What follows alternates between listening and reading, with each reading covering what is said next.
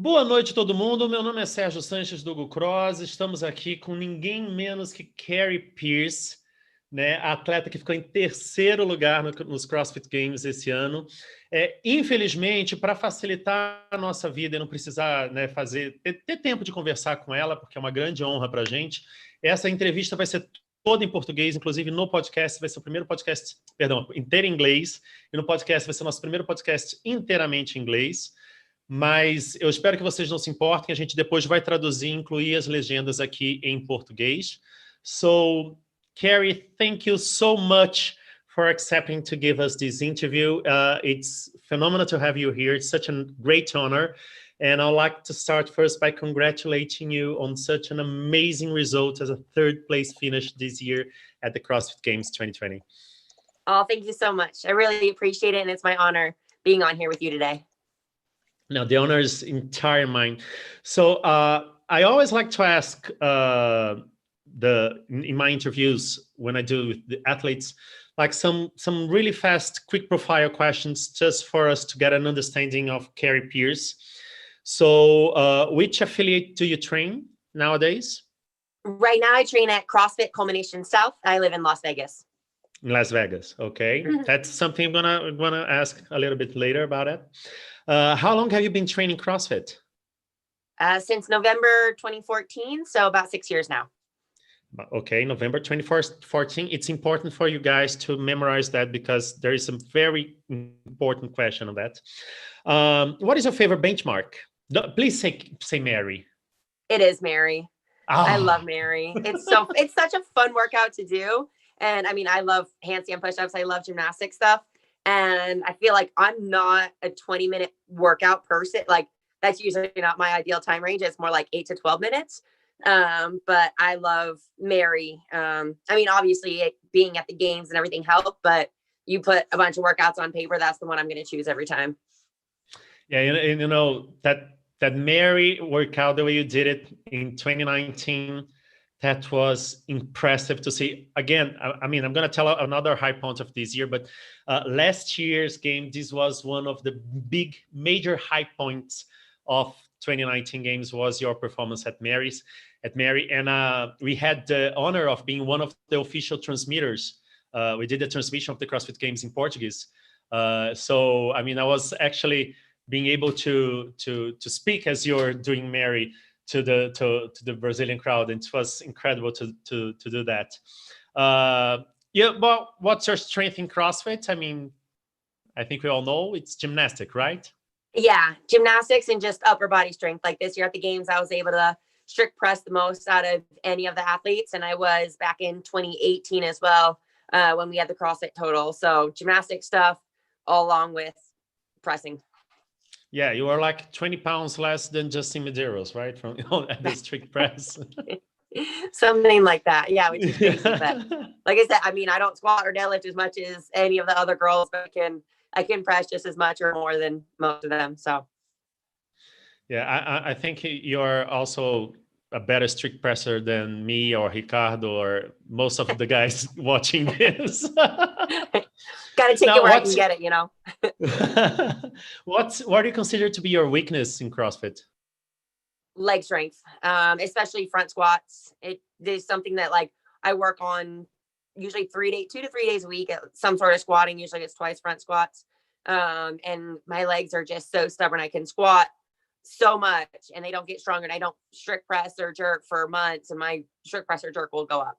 It's crazy, but everyone has strengths and weaknesses. So continuing to work on that. And running was a big weakness. We've been working a lot on it. So thankfully it's gotten better. Yeah, and I think it paid off in Atlanta, that all working in running. I think you're right. What are your the 3 must carry objects in your gym bag? Oh, that's a good one. I'm very particular when it comes to like shoes and stuff. So I guess if I just have to have one pair of shoes, then it's going to be just my Noble trainers. That is the first thing. Then I also always have to have thumb tape because my thumbs are wussy. So whenever it comes to like snatches and cleans, anything like that, I have to have thumb tape. And then my grips. I have Victory grips And whenever I do bar movements, I used to not wear grips at all. But now I'm like, whenever I get on a bar, like toes to bar muscle ups, anything like that, I have to have grips. Okay. Now people are eager to know what is your clean and jerk PR? My clean and jerk together is 225 because my clean max is 225, but my jerk max is 278. Wow. Yeah. That, I know I need to learn how to clean. I mean, that has to do with your strength legs, right? Your leg strength, front right? squat. Yeah, front squat. Your snatch PR is 198 pounds. Okay, that's Yeah. big. Thanks. And now this is something I really want to know, and I know I'm gonna probably regret because that's something impossible for like 99.9% of the population. What is your PR in ring muscle ups? You know, so it's funny you like think that it's going to be really high. It's 17, which is good, but like everyone's like, well, you were a gymnast, like you should be able to do more. And I'm like, I don't know. It's 17. We've been working. So at the beginning of last year it was 13, and I've been able to advance it to 17. So it's something me and my coach are consistently working on. It's because I changed the question in the middle. I want to know about your strict handstand push-up because I'm really, really, really jealous about your strict handstand push-up. Do you have like a number, 100, 120? No, not in a row. No, unfortunately not. And the only way I tested it was like max in a minute, which was, I believe, if my memory serves me right, 42. So that was like the most I've done, like strict, like just going in a row. So. Wow. Okay. Now let's move to the questions. I don't think you remember this, but you gave us an interview, a written interview, like 3 or 4 years ago. You were like one of the first athletes that actually, international athletes that agreed to give us an interview. So I was very happy about that. And I asked you about your sports background because it's like you've trained separately everything before you actually started CrossFit and doing it all together. So tell us a little bit again about that. How did you become a CrossFit athlete?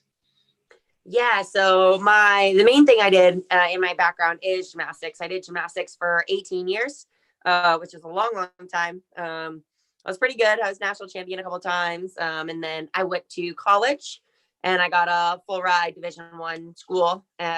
So finished my career when I was 21 at university. And then after that, I was done with gymnastics and I wanted to get into something else. So I started some weightlifting, but unfortunately I ended up bulging a disc in my back and got some like symptoms of carpal tunnel. But that's where like squatting and cleaning and snatching, that kind of stuff began. And then after that, when I had the back injury and wrist, I wanted to still work out, but didn't know what to do. So I ended up doing like a bodybuilding show in physique division, which isn't as muscular as bodybuilding. But you train very similar. Like, you try and build up your muscles and then lean out. And I did a show and it was kind of like, I don't want someone to tell me how to look, but I did learn a lot, especially about nutrition. So after that, I did a powerlifting meet. Just was fun to see what that was about. And then I got into CrossFit. I had a teammate in college though that kept telling me to try CrossFit, but I was like, no, like I don't want anything to do with gymnastics. I'm sick of it. It was 18 years. I'm done, over it. And then finally one day on ESPN while I was training for powerlifting, I saw CrossFit and I was like, that looks like fun. I think I would be pretty good at it. So I called my friend and I was like, okay, I'm going to finally listen to you and I'm going to start CrossFit. Yeah, and that was amazing because, I mean, like you said, you did gymnastic, weightlifting, powerlifting. So you did practically everything separate before you put it all together in CrossFit, right? So that I think is pretty incredible. And that actually, it's a follow-up for my next question because you started CrossFit in November in 2014 and you qualified for the regionals, your first regionals in 2015, right? And then you went to the regionals and you qualified for your first CrossFit Games. That's correct. And do you think it's because of all your background that you just knew CrossFit would be good for you? That you had just Yeah. started with this amazing success? Yeah, I knew it was going to be good for me. I didn't know that good though, because I trained with a bunch of other athletes that have been doing CrossFit for a couple of years. And I mean, I like walked in and they're like, oh yeah, like you're good. Like you have like the natural skill and strength, but I didn't know how to butterfly pull-ups. I didn't know how to, I could barely do like one ring muscle up. I didn't know how to string them together. For rope climbs, I only knew legless. I didn't know how to use your feet. So there was a lot of like the raw strength and like the raw skill and stuff that was there, but I hadn't done a lot of like the CrossFit specific movements. And also like for endurance, like I came off of powerlifting going into CrossFit. So running, rowing, anything like that, there was zero of. My old coworkers actually used to make fun of me for climbing up the stairs, like joking, like, is that going to be too much cardio for you? Like, careful, Kari. And so, yeah, it was like everything before except like the cardio component and just like knowing the strategy that goes into CrossFit.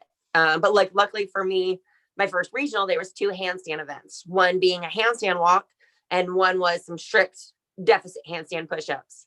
Though the deficit handstand push-ups were still paired with rowing and chest to bar pull-ups. I worked a lot of my technique for the butterfly. So I was able to get that pretty quickly just because gymnastics, like your body awareness. But I was like with rowing, luckily it was like 21 calories. So it wasn't too much. So I was able to win both of those workouts, which I definitely think helped me qualify to my games for the first year. Yeah, that was really amazing. And that first year you qualified in 2015 was the only time you actually stayed outside the top 10.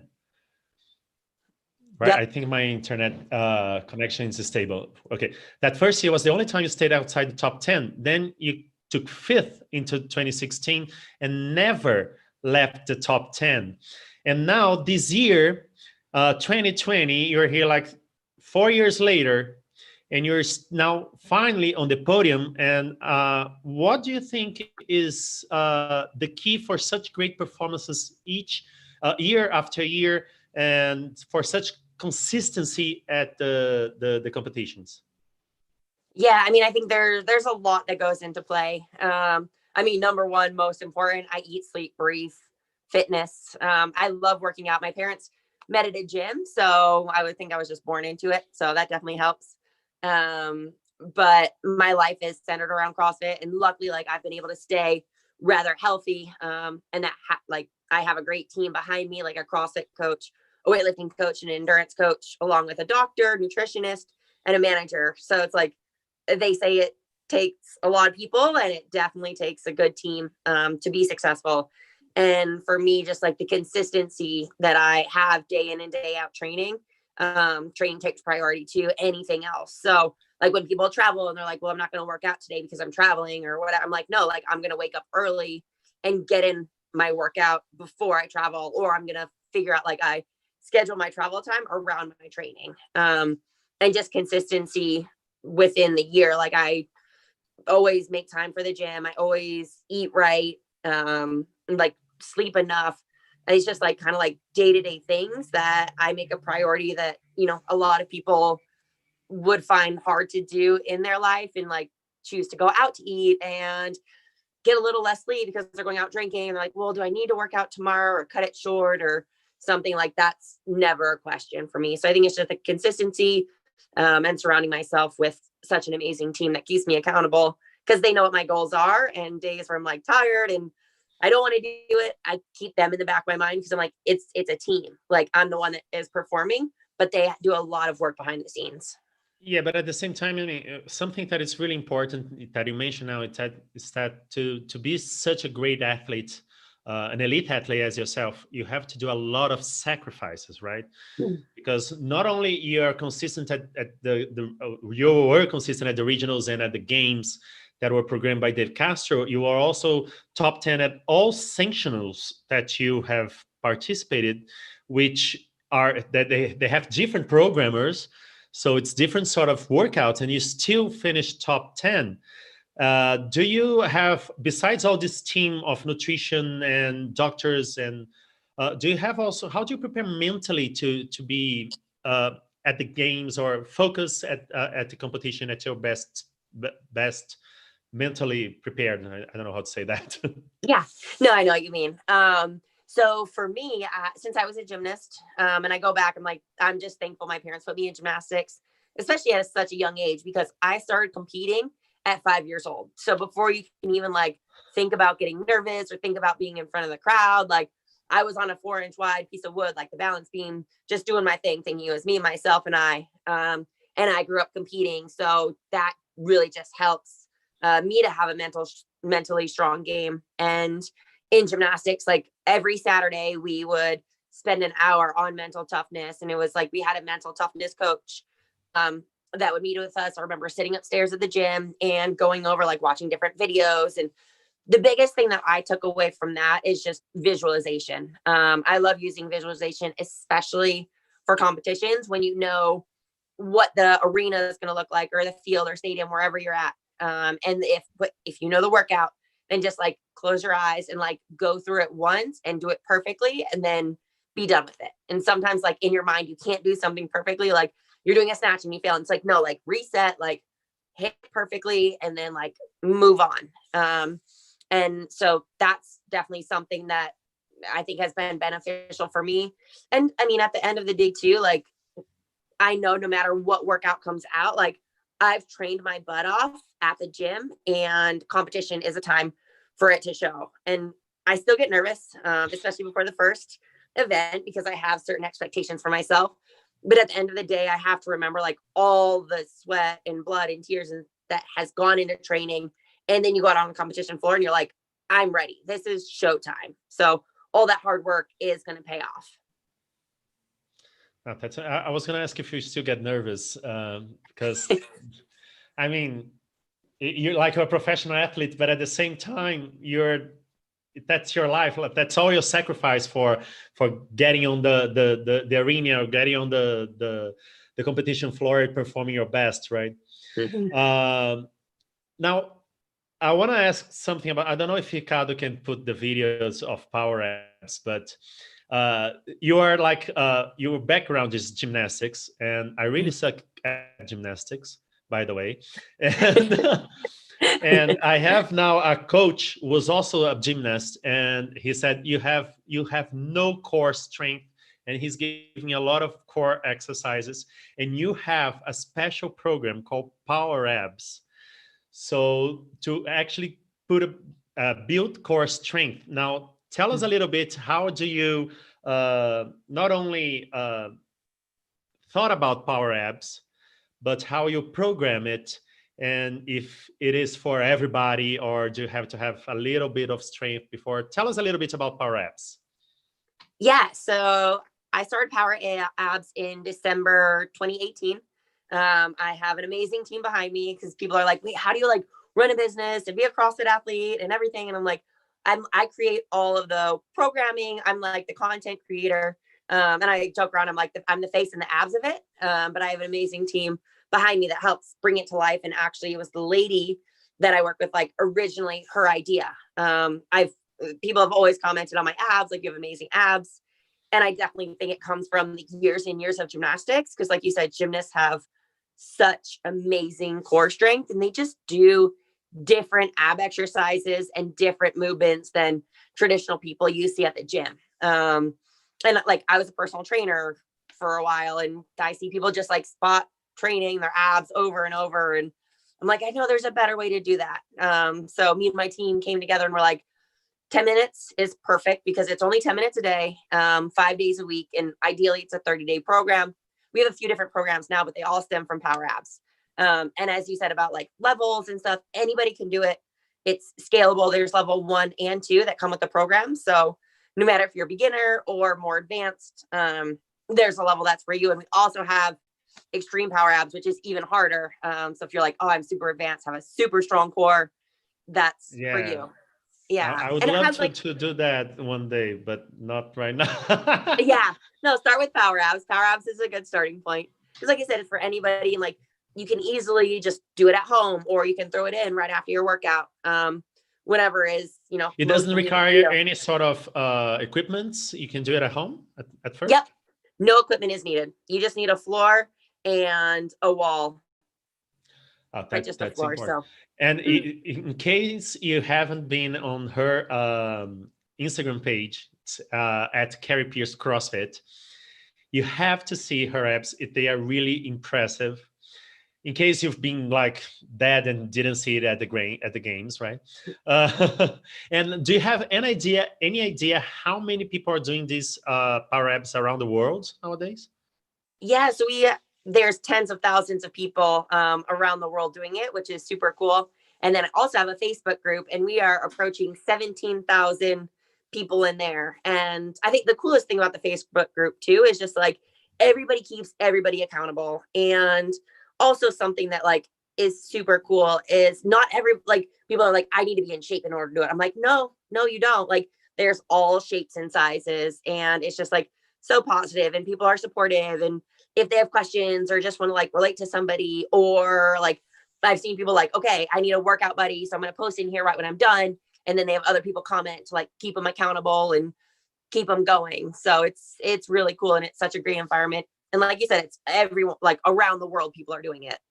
And it's great because it keeps more or less the same vibe that we have in CrossFit classes, right? Where everybody helps everybody. And that's the key point. That what's keep us motivated, right?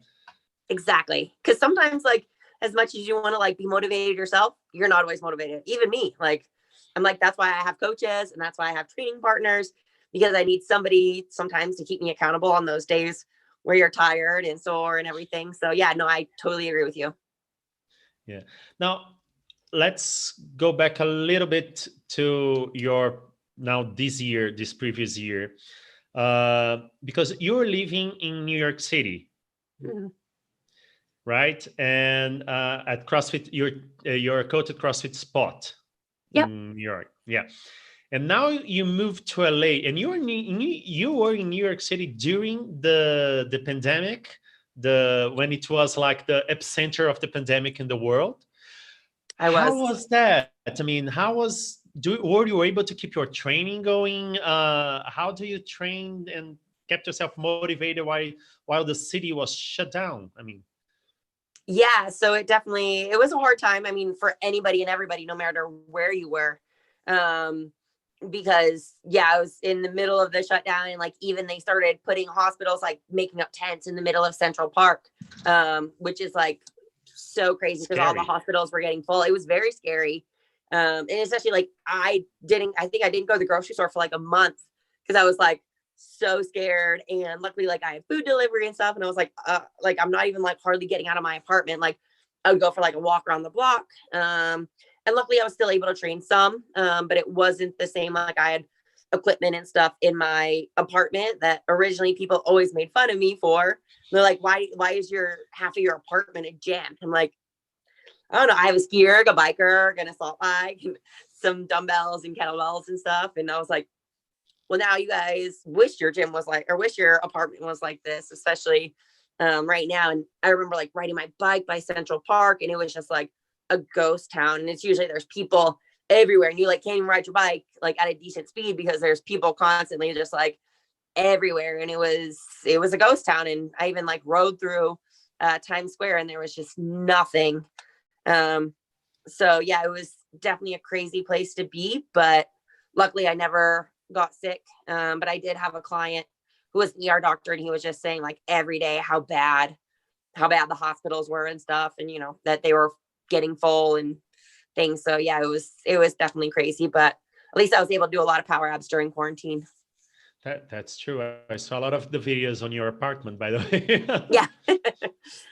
By your couch creative, and your And what was it in your plan to move to Las Vegas, or did it got like with the pandemic, like you said, I need to get out of New York? When did you decide to move to Las Vegas? That's my question. Yeah, so I definitely did not plan on moving to Las Vegas, and Las Vegas would have probably been one of the last places I ever thought I was going to end up. But my CrossFit coach, Justin Kotler, owns a gym, CrossFit Dynamics in New York. And through the pandemic, he's just like, there's no way we're going to make it. Like, and even when gyms open back up, like, what is it going to look like? he has a wife and 2 kids, and he's like, I can't care for my family with my gym being shut down. And when they open, it's probably gonna be like 25% capacity. And he's like, I can't do it. So he's like, me and my wife are thinking about moving. And he didn't really have anywhere specific like the first day. The next day I ended up talking to his wife, and she's like, we're thinking of moving to Las Vegas. Would you join us? And then I was like, let me think about it. And then the next day I'm like, sure, why not? But I was living in Manhattan, and I was going to move to Queens just to be closer to him anyways. And I was like, well, I mean, Las Vegas is a little bit farther than Queens, but I was going to make the move anyway. So why not? So yeah, it actually came up because of the pandemic, like in the middle of April or so. And I moved out at the end of June. And it's a very different climate, right? Did it affect in any way how you train or how you prepare yourself during practice? Yeah, it's definitely a lot hotter, especially in the summer. It got up to be like 115 degrees Fahrenheit, which New York never did. New York was like maybe 90s, but it's also like dry heat, so you don't like sweat as much.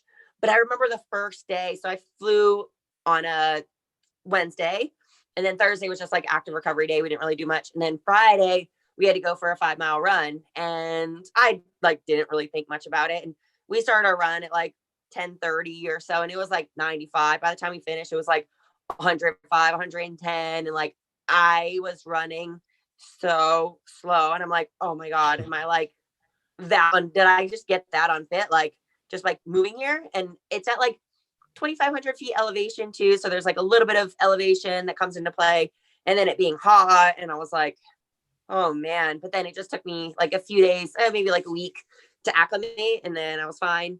But I did have to make sure, like, if there was any running, I would have to get up and get it done by like 8 o'clock, because otherwise it just starts to get really hot. And well, some days I'm like, okay, just like when you're doing a Metcon in the gym with running, it's like you need to practice in the heat, because at first when I moved here, we thought the games were still going to be in person, even in California. So I'm like, okay, well, it's going to be hot there, so you have to train for the heat. But luckily the gyms, and when you're inside, like they have swamp coolers, which keeps it nice and cool. So it actually, like, training in the gym was better here than in New York, because the gym that my coach owned didn't have air conditioning. So it was actually nice having like swamp coolers.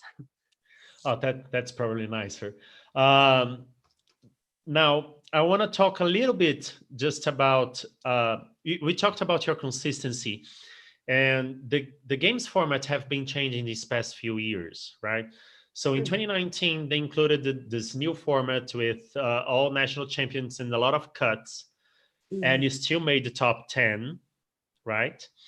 But one thing caught my attention when I was transmitting the games with in our YouTube channel, was in Ringer 1, the Ringer 1 event with the bicycle and the toast ring. Yeah, it's not a question. I don't wanna make you embarrassed or anything like that. It's just because you were doing great on Ringer 1. You were leading the event. And then on the last, I don't remember if it was the last, but on the 10 toast ring, you actually fell. And after that, your performance on the Ringer 2 was not great also. So I was wondering if something happened that actually you got hurt or something like that. I've always been curious about that. Yeah, no, definitely. No, it's a good question. It definitely knocked the wind out of me. And so like I couldn't breathe for a minute. It's like, I don't know if you've ever had the wind knocked out of you. I have a few times in gymnastics, and you just like can't breathe after. And like, even it was the very last movement. I only had like 3 reps left. And even like when I stood up and like looked at the rings, like everything was just like spinning. And I'm like, whoa, I don't know if I'm going to be able to like jump up and grab the rings. You know, it's kind of just like a close your eyes and hope that you do. And so luckily, like I was able to grab them and finish the workout. But right after, like, I remember just like being on my knees on the mat, like looking down, like there's no way I can work out again right now. And like, I remember my judge being like, you need to go over the other side. And I'm like, I can't. She's like, you have 30 seconds until you have to go. You have to go. And I was just like, oh man. Cause it just like obviously assault bike is hard. But it was just like a feeling that like, I don't know, someone just like punched you in the back as hard as you could. And so you're just like, and like, you like certainly felt out of breath. And yeah. And like for burpees and overhead squats, like you need breath. It's just for burpees. yeah. And I was like joking with you. I was like, doing those burpees felt like it was my very first CrossFit class ever. Like the first burpee I did, I jumped and I like missed the rings. And I'm like, this is just embarrassing. Like part of me was like, I just want to sit this one out, or like not, I know I'm going to get last place, so it's not even worth doing.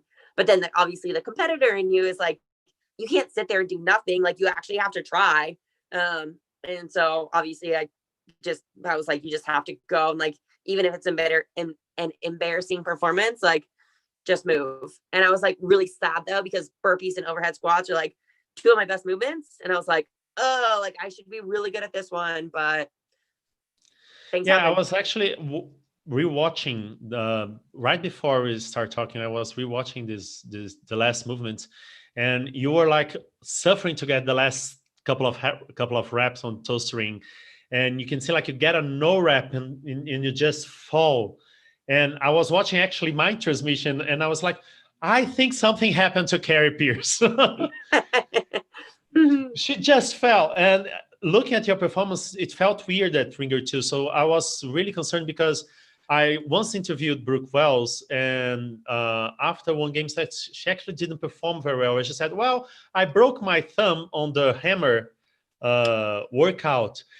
And I continued the entire games with my thumb broke, or I think it was her thumb. And I said, I don't know if she broke her rib and continued to do that. I was always wondering what happened to you, because you guys are so focused, because you're so competitive, that I was like, something really happened. And now it's good to have your explanation finally about that. Well, when I fell too, my coach thought I like broke a rib or something. And I was like, no, I just couldn't breathe. So yeah, no, luckily like physically and everything was fine. But I was just like so out of it. And like, even when I went to the back, he was like, you don't look good. And I was like, well, because I can't breathe. And then he's like, there's only one event left. And like, to be honest, like I was like, maybe I just sit this one out. Like in my head, I'm like, there's no way I'm going to do good on this last one. Like I already feel like death. And that was embarrassing. And then he like talked to me, and I'm like, and this is why I have a coach to like talk some sense into me. Cause like, especially I'm a competitive person. I didn't want to go out there and not be able to do my best, but luckily I was able to do what I had to do in that workout and just like shut my brain off and go. You know, you're saying, I'm going to put something in perspective, especially for our Brazilian listeners and viewers. You're saying that performance was embarrassing. And when I was looking again at your performance at Ringer 1, and I was looking and I was thinking, I revealed the leaderboard. I say she's doing everything she can to get on the podium. And she's giving all she has. I mean, she's not even thinking straight on the last 10 toe string, because she's giving everything to be on that podium. And that, I think, is so impressive, even though it didn't work out. I mean, I thought it was such an amazing performance that you gave in Ringer 1. And I want to get back to that later, because I saw the same thing on Atalanta. And that's why I think it was the most amazing thing I saw in the CrossFit Games this year, was how you were focused and you're trying, like, I'm going to give my best, because if it depends on me, I'm going to do my share. I'm going to do my part on it, and I'm going to finish first and hope that I have done enough to be on that podium. So I don't think it was at all an embarrassing performance. It was an impressive performance. Like, it didn't work, but this year you gave the same impressive performance and it worked. So thank you. I think it pays off. Yeah. Now about this year, you had like a totally different games. You started an online competition, and then you're going to select just 5 to be at the range, right? And there was such highs and lows on the leaderboard. I mean, at the end of the first day on the online competition, you were outside the top 10. Yeah. Before Awful you were outside the top 5. How do you say to yourself, I mean, come on, this is it. This is my workout. I'm going to make it. Do you actually look at the leaderboard? You don't look at the leaderboard? How do you do that? So for me, I usually don't look at the leaderboard, but either my coach does, or I have people texting me and they tell me, or like, I feel like the minute you hop on social media, you see like, especially for the games, you see like updates and things. You're like, I can't even like go on my phone at all, because I'll know. And I mean, it is what it is, whatever. Like, even if I don't look at it, sometimes I want to know, sometimes I don't. I usually end up finding out from somebody or another. But yeah, like you said, after the first block, I was in 15th. After the first day, I was in 11th place. And I mean, to be honest, I'm like, okay, well, I have nothing to lose. Like, it is what it is. Like, I'm just going to go out there and give my best. And Nasty Nancy was definitely nasty. And my coach was just like, that was one of the most impressive performances, I think, until he saw Atlanta, that I've ever seen you do. And I think it's just because I knew I was in 11th and I had to give it my all and then some. And it, like, that workout hurt so bad, like definitely one of the most painful workouts, because I had to run faster than I wanted to on each round, which, you know, when you're running faster and you can't get and then you have to do overhead squats and burpees, like that's a nasty combination, especially for about 20 minutes. And so I was like, okay, well, that workout went as well as it possibly could have for me. And then we were given a handstand hold, and I'm like, okay, well, this, like, you have to do well on the handstand hold. And I knew that was going to be a good workout for me. But still, you don't know exactly where you're going to end up falling, especially with the blind leaderboard, which was a different experience. And then after those two, I moved from 11th to 7th, and my coach was like, you're basically 10 points from 5th place. And it came down to the final workout, which had double unders, GHDs, and cleans. Cleans are not my strength, but at least like 185 wasn't super heavy, but wasn't super light. It was definitely a weight I had to like focus on, because if I didn't and tried to take it for granted, then it wouldn't have turned out well. And then because they gave us the special jump rope too. And when I was warming up, my coach was like, oh no, because I like kept tripping. And so I started with like a little bit longer of a rope, and he made me do 10 double unders between everything I did for warm up. So I'd do like a few banded shoulder pull aparts, and he's like, okay, 10 double unders, a few good mornings, okay, pull or double unders. Like, he made me practice so many in the warm up, because I'm not going to get tired from doing double unders. I just need to practice that like efficiency. So I became comfortable with the longer rope, and then switched to the shorter one to be more efficient during the workout. And I like clearly remember like where I was standing right next to the GHD, and my coach just saying, this is just another workout. And I like looked at him, and I was kind of like in my mind, I was like, easy for you to say. But I'm like, he's right though. I'm like, you can't think like this workout is any more important than any other workout, because then you try to do something you're not capable of. And so like in the back of my mind, it's just like, okay, it's another workout. Obviously there's a lot riding on it, like a trip to Aromas and the potential to be on the podium. But you also like just have to do what you have to do and not try to do more. So just, I went into the workout, and it was basically like a flawless performance, except one trip on the set of 40 double unders, which, I mean, it happens. And I was just thankful there was only one, because in warm up, I could, like I said, it was a mess. So yeah, that's pretty much it. And it was a workout that actually seconds really counted, right? So the fact that it was almost perfect was extremely important at that stage. Yeah. Now, then you went to the range, right? And actually, it was not only in the range. You had the fitness center also. Mm-hmm. So I want to ask about some of the workouts there, particularly the range loop. Now, you said you've worked a lot of your race on your running, right? What was your thought, really? If I have a question now that I could have asked every single athlete that participated on that CrossFit Games, when you saw, like, you were running to the finish line and you saw people running back, and you said, well, what went through your mind at that point?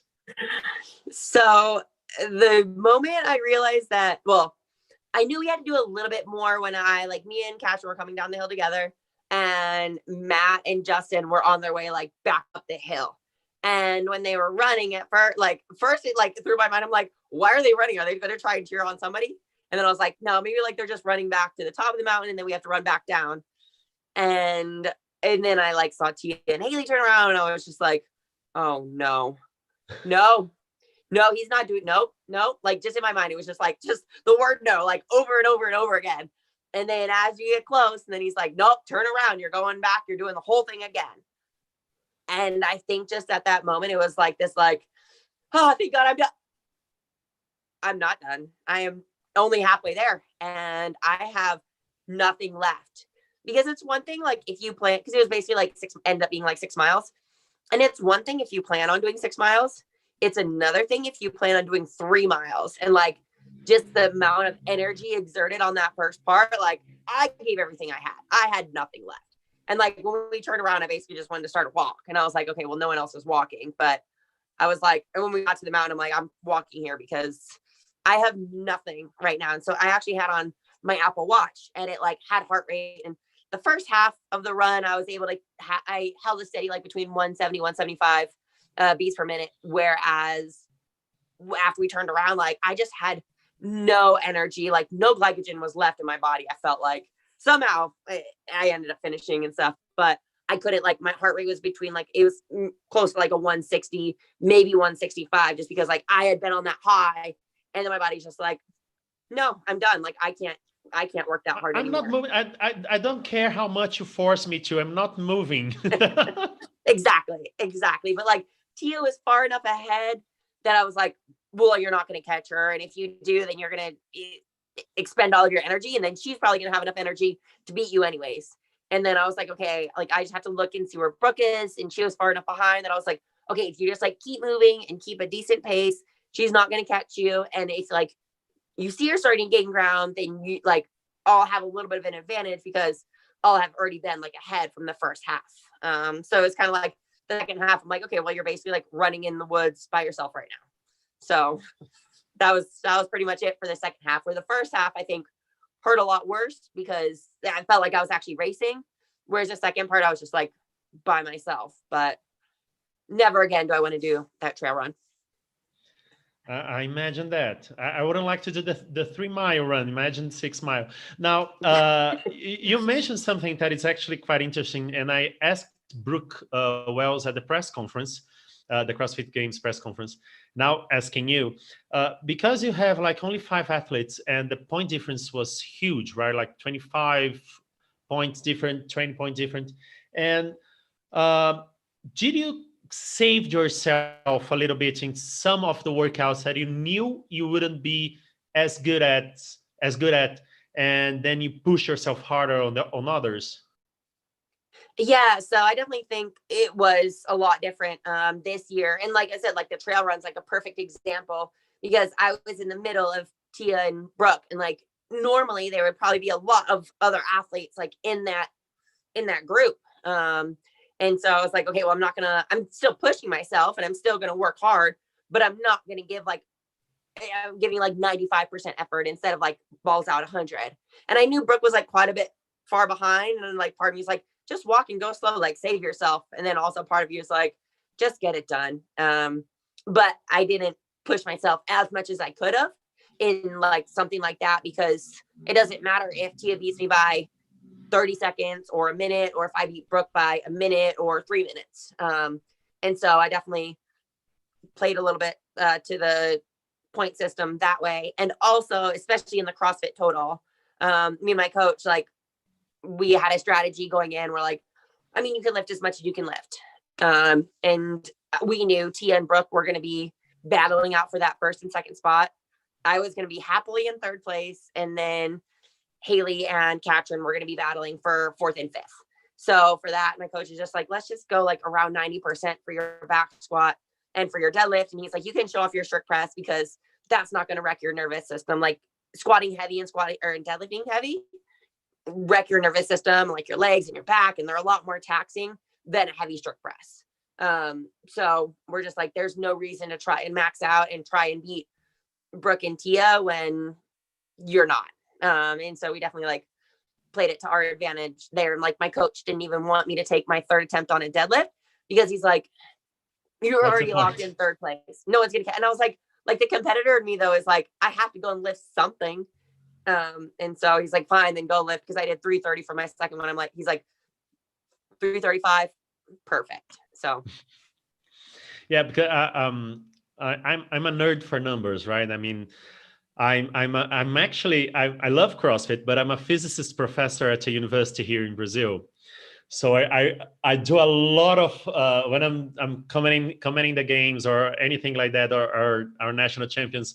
I always have a huge set of numbers, so I can look at it and say, actually, I think she's holding back on the CrossFit total because on 2018 she lifted that much, and I said, but that's a wise move. Now, one thing I notice, and that's, I don't think it's a wise move. That's something I actually want to ask. One thing that I notice is that usually my internet connection is unstable. Can you hear me now? It's good? yeah. Okay.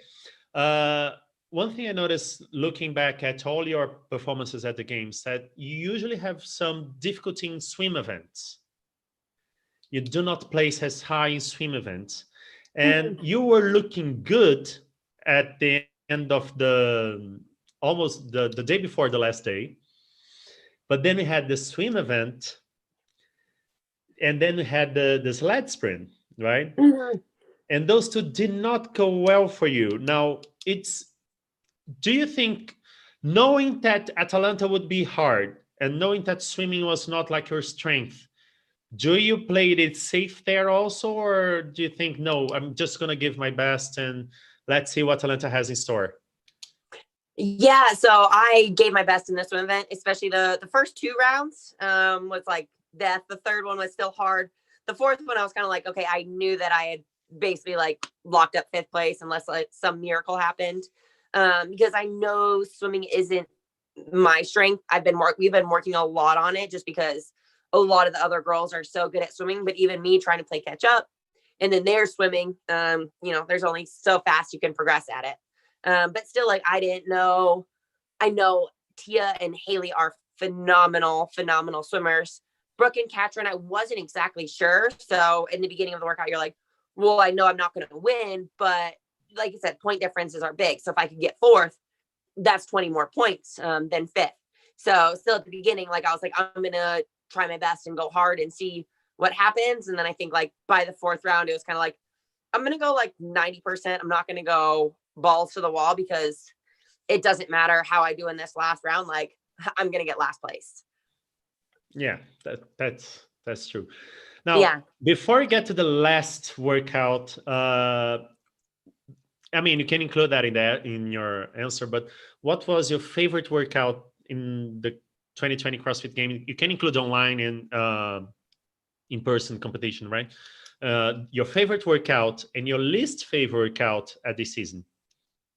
So if I have the opportunity to include any workout through the CrossFit Games, it's actually going to be Annie. I don't know why I like that workout so much. I think it's just because there was a lot on the line, and then I was able to deliver. And I also just liked like the different aspects of it, like the double unders into the GHD, into the cleans. Like, you had to go fast, but you couldn't go balls to the wall like in the GHDs, because if you're going too fast in the GHDs, then by the time you get off and you try to clean, you're going to be all like dizzy and disoriented, and your core is going to be loose. And so it was just like a really well programmed workout, because double unders get you out of breath, and then the GHDs like mess up your midline, and then you go to clean and you have to like be 100% focused. So just during the workout, I was like, this is a fun workout. It wasn't my best performance. It wasn't my worst, but it was a really cool workout. That was my favorite. And then least favorite was hands down the trail run. Hands down. That. Like, don't even need to think about that one. Now, as I told you before the interview, my favorite moment in the CrossFit Games this year was your performance at Atalanta, and how you were focused on actually winning it. And you knew you had to win it. And you knew Haley you have to get someone between you and Haley Adams. Yeah. At that first run, both of you started really, really fast. What was going on your mind? Like you're saying, oh my God, she's right next to me. But I mean, did you worry about that, or did you just focus on how best you could perform? Yeah. So at the 3, 2, 1, go, I started sprinting because usually like all the athletes, 3, 2, 1, go, they start sprinting, even if it's like a mile run, whatever. And all of a sudden I'm running. And first I'm like, there's nobody here. And then all of a sudden I see Haley like kind of come up. But I mean, me and my coach like talked about it before the workout, and we know Haley's a phenomenal runner. And so we're like, we know she's probably going to beat you on the first mile. That's fine. Like, it's expected. You just have to, like you said, do your best, focus on you, and stay in touch with her. Like, don't get so far behind in the run that you're like trying to play catch up for the full workout. So I was like, okay, just go fast on the run. Like, you don't want to max out, but you can be out of breath because by the time you get to the handstand push-ups, that's going to be more muscular fatigue than anything else. Like, it's not going to be your heart rate being jacked up. So I was like, okay, just stay in touch with her. And I was a little bit behind, but I was able to catch up on handstand push-ups, which I know are one of my biggest strengths. So it's kind of like, okay, that's what you have to rely on. Like, and if she gets to the wall before you, don't worry, like, just go there and do your thing. And then, yeah, it's basically just staying consistent and staying within myself for the full workout, like not letting anybody else affect me or my reps. And I did a set of 15 to like open up my handstand push-ups. And I think like, I know Haley did a bigger set. I think I heard like her coach say she did like 20 or 21 to open up. And I was like, for me, I'd rather like do 15 and then I did like 10 and then 8 and then 7s. And I'd rather like take shorter rest and then get back on the wall quicker than big sets and take too long of rest. So it was definitely just perform, do what I have to do. But like you said, from 3, 2, 1, go, it was like almost an out of body experience, like something I've never felt before, where it's just like 100% in the zone the whole time. Because like you said, I knew what the stakes were, and I knew it was podium spot or bust, kind of like last year. And, you know, you got to go hard sometimes, and sometimes you win. And this year was definitely a big win. Yeah, no, it was amazing. And when you heard the Atalanta workout, did you actually say, this one is for me? Yeah. I mean, like so as Dave was like announcing it, he like started off like, so the programming was all based around this workout, and we're doing the hero workouts of hero workouts. And so in my mind, I'm like, Murph. But like, part of you is like, yes, like, okay, I won that workout in 2016. But then you're also like, oh, I remember how bad that workout hurt. Like, I haven't done Murph since. Because my coach is just like, it doesn't fit your training. Like, you're going to probably hurt yourself, because he knows me. And then when Dave was like, we're going to take Cindy and we're going to throw it out. And honestly, like, the first thought that came to my mind was just like, we're going to have heavy cleans. He's going to make us do some heavy cleans. And then he's like, and we're going to take Mary. And when I heard that, it was just kind of like, me and my coach both looked at each other with this, like, this is our chance kind of thing. But still, like, and everyone's like, oh, you won Murph, you won Mary. On paper, you're the one that should win. I'm like, yeah. But at the same time, like, you still have to go and do it. Like, it doesn't matter who on paper looks like they should be the best athlete for it. Like, you still have to make it happen. And there's a lot of those girls are super fit. But I mean, in my mind, I had one goal for the workout, and I basically just had to do whatever I could to make it happen. Well, and you actually did. And the thing I remember also was, after you arrived at the end of the Atalanta and you were exhausted, sitting down on the ground, and you said, I like that workout. Do you actually like that workout? I was like, I really like the middle part of that workout. The first run, the middle part of that workout were great. The last run was like the first, I should be more specific, the first half of the last run, because right after I got off the pull-up bar, like, it was so rewind real quick. So for the final workout, like, our coaches were actually like right there, which was so cool, because I could hear my coach like do the entire workout, like kind of coaching me / like screaming at me to move faster. And before my last set of pull-ups, he's like, after this, you got to book it. And so I was kind of like, just like mentally getting prepared for that. And so like, just jump out the pull-up bar and then just started running. And the first half, I was like, oh man, I might've started out too hot. I was like, I don't know if I'm gonna be able to hold on. And I was like breathing really heavy. I was like, you're almost at like, this is it. Like in the back of your mind, it's like podium, podium, podium. And like, you have months to rest after this. Like you have to get this done right now. And so I think like while I was going through it, and I think I actually like made an Instagram post about this the other day. I'm like, and I said, I like the workout. I don't know if it's because I like the workout. I don't know if it's because Dave Castro said it was one of the hardest, if not the hardest, he said it was the hardest final, one of the hardest workouts ever in CrossFit history. And I was able to win it, or because I was in 5th place going into the final workout. And this workout is going to be the one that brings me to the podium, or if I actually like it. I think it was like a combination of everything. But it was definitely a mentally and physically challenging workout. And I think I liked it just because, I don't know, I was able to prove to myself like that I am that fit and that I deserved on the podium after having a performance like that.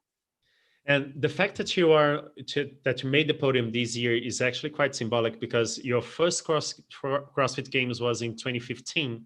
Mm-hmm. And the last American that actually stood on the podium was Julie Fouché on 2014. Mm-hmm. Now, since your first games, there was no American on the podium. Now, how do you feel to be the first American on the podium since 2014? It's incredible. I can't put it into words. And like, now I feel like every time I've like talked about the podium or like this or Atlanta or anything, like I just get goosebumps, and it just like, I don't know if I'm ever going to like be able to talk about it and not get this like amazing feeling throughout my body. And like I said, like goosebumps. I haven't teared up this time, so that's good, because I've teared up like tears of joy, of course, just because it means so much. And part of it is, like you said, like just ending that streak of an American not being on the podium. And this year, like going into the top 5, and it's like, okay, well, there's 3 of us, and at least one of us is going to get on that podium. Like it's guaranteed. And like in the back of my mind, like I'm the one that deserves to be on that podium. And I have a feeling like Haley and Brooke probably told themselves the same thing, you know, because we're all like there competing for it. And it's incredible. It's more than I could ever like imagine. And my dad actually sent me a text earlier today, like with a smile of me, like holding my 3rd place belt. And he's like, I can tell that smile's real. And he's like, it's not just for the camera. And I was like, I think part of it's just like the hours, you know, that like, now I'm starting to tear up, the hours that go into like everything that makes it possible to be on the podium. It's like, it's a lot of work. It's a lot of sweat. It's a lot of blood. It's a lot of tears that goes into play for that moment to happen. So it's not like just that moment. It's just everything that goes into it to make it possible, and something like no one will ever be able to take away from me. That's definitely true. And I promise this is my last question. I've took a lot of your time already. You're good. But what changed in your career? What do you think changed in your career after this podium finish? And what can we expect from Kari Pearce in the years to come? Yeah, I mean, I don't know if anything changed. I have the same goals. And now that I feel like once you've been on the podium, it's like, I want that feeling again. Like I said, nothing matches it. And you know that there's just a lot of hard work that goes into play, but I'm excited for the challenges ahead, and, you know, to continue to work on my weaknesses, because I feel that I'm the fittest I've ever been. And me and my coach still think there's a lot of room for improvement on different things. So I'm excited. Like right now I'm taking some time down just to, you know, relax and enjoy working out, like not actually training, just kind of doing what I feel, just to let my mind and body and everything rest. And then we sat down and talked about the goals for next year, and very similar to this year, you know, get on that podium again. So perhaps even a higher place, right? Yeah, definitely. Okay. Thank you so much, Kari, for giving us your time for this interview. We are very much honored to be able to interview you. You're an amazing athlete, an amazing person. And I'm going to take a look at the power app, see if I can get my core strength. If I can get an ab like yours, you know, I'll die a happy man. There we go. I love it. I think your coach is going to be happy too. I think if it can change my abs, then it definitely works, because you already have good abs. I don't. Oh, there we go. Perfect. He has a very big ab. Very Very a big. big ab. I'm Thanks, joking, Igor. not that big. But thank you so much. And I'm going to speak in Portuguese just to close this to the Brazilian listeners. Então, galera, essa foi a Kari Pearce. Eu agradeço muito a ela. A gente vai traduzir depois para colocar a legenda em português, né? O Ricardo vai fazer isso sozinho, graças a Deus. Foi uma conversa muito boa, eu gostei muito. Agradeço o Guilherme, da Hora do Burp, pela pergunta final, que eu ainda incluí aí um pedacinho meu. Tá? Eu vou desligar aqui para não tomar mais tempo dela, mas eu estou até muito feliz e emocionado por essa conversa. Thank you so much once again, Kari. And now for us, it's good night. For you is, I think, good night already, right? Yeah, it's 5 o'clock. So 5 o'clock. Okay, good. Yeah. Good afternoon. Yeah, Have a nice. there you go. Yeah. And have a great season ahead of you now in 2021. Hope to see you on the podium again. Thank you so much. I really appreciate it. Bye bye.